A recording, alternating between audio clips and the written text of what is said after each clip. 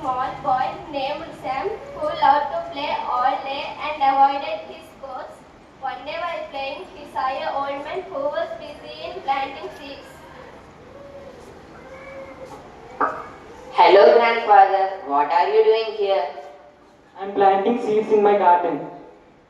Why are you working so hard? You take some rest. Later you can do this work.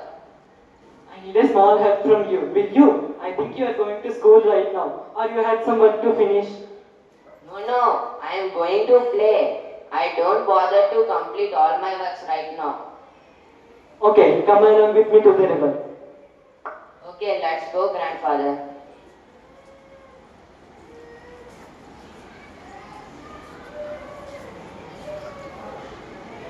Observe from this. It always flows from upstream to downstream. Time is also like a river. It flows and never returns. Every moment you waste is like a seed that never grows. Okay, grandfather. I think I realized my mistake. Today onwards, I don't waste my time and complete all my works in that time. Okay, God bless you. Thank you, grandfather.